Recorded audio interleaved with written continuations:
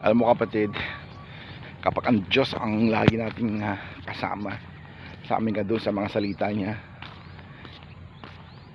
if God is for us, who can be against us? Sabi doon sa Roma 8:31.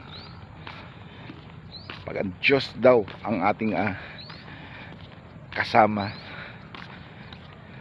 at ang Diyos ang panig natin, sinong laban sa atin? Kaya kapatid, tanda mo lagi huwag mong katakutan ang mga pumapatay ng katawan na hindi naman nakakamatay ng kaluluwa. Sa halip na katakutan mo yung pumapatay ng kaluluwa at katawan sa impyerno, yan ang katakutan natin kapatid. Dahil yan, pag ano natin yan, kasi ang salita ng Panginoon ay makapangyarihan, like assured yan, alas. Kaya pag nakarinig tayo ng salita ng Panginoon, i-ano natin agad sa ating isipan at puso na ganun. Kasi ang Panginoon, hindi man na siya natin nakikita, pero nararamdaman natin ang kanyang pagkilo sa buhay natin. Kung bakit tayo nabuhay, dahil siya ang dahilan, siya ang gumawa sa atin, siya ang driver ng buhay natin. Kaya kapatid, tanda mo lagi, huwag kang magyabang. Kung mayaman ka, yun na lahat, yun na lahat. Kaya kung mayroon ka man ngayon,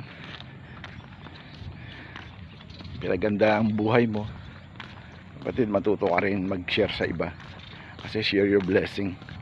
Yan ang gusto ng Panginoon, dahil mas pinagpapala yung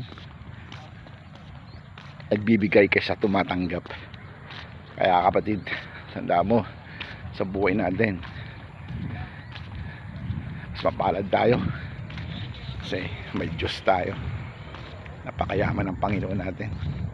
Lahat yan kayang ibigay. Sabi doon sa Efeso 3:20, ang Diyos ay kaya magbigay ng higit-higit, labis-labis, apaw-apaw, tigib na pagpapala ayon sa kayang pangyarihan at pagkaloob niya sa atin. Kapatid, receive mo yan, yan ang mga pangako ng Diyos sa buhay natin. Jeremiah 29 verse 11 and 12, for I know a plan for you, a plan to prosper, not to harm you, a plan to good future and hope. Yan ang pag-asa na ibibigay ng Panginoon sa atin, buhay. Kaya pangawakan natin ang mga salita ng Panginoon, kasi hindi masasayang. Basta may faith tayo sa Panginoon, faith lang kailangan natin kapatid. Tandaan mo, sa Panginoon, hindi naman na siya nakikita, pero ramdaman natin ang pagkilos niya sa buhay natin. Kaya laban lang tayo sa buhay kapatid, don't give up. Thank you and God bless you all.